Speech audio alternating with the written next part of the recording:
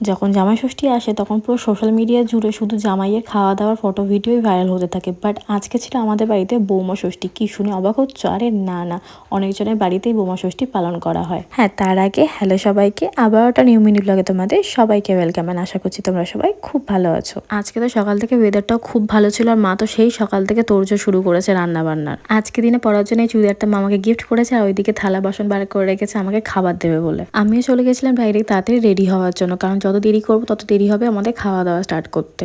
এমনিতে অনেকটা লেট হয়ে গেছিলো, কারণ মা অনেক কিছু রান্না করেছে সকাল থেকে সেই। আর আমি আবার একা একা বসে খেতে পারবো না, তো আমরা যেরকম প্রত্যেকদিন সবাই একসাথে বসে লাঞ্চ করি সেরকমই করা হবে। বাট মা ফার্স্টে আমাকে খাইয়ে দেবে, কারণ আমি মাকে বলেছিলাম তুমি আমার ফার্স্ট বাইটটা তুমি খাইয়ে দেবে। ফার্স্ট বাইটটা দেওয়ার পরে সবাই খেতে বসে গেছিলো একসাথে, কিন্তু আজকে মা আমাকে এত রকম খাবার দিয়েছে যে সবার শেষে গিয়ে আমার খাওয়া শেষ হয়েছে। আর এদিকে পিছনে দেখো ঘন্টু সোনা তখন থেকে ঘুরঘুর করছে, বাট ওর কিন্তু সবার আগে খাওয়া হয়ে যায়। আজকেও কিন্তু ওর সবার আগে খাওয়া হয়ে গেছিলো। তাহলে চলো আজকে ভিডিওটা তাহলে এই অবধি থাক। তোমাদের সাথে খুব তাড়াতাড়ি একটা নিউ ভিডিও দেখা হবে। আর আজকে ভিডিওটা কেমন লাগলো আমাকে জানিও। টাটা।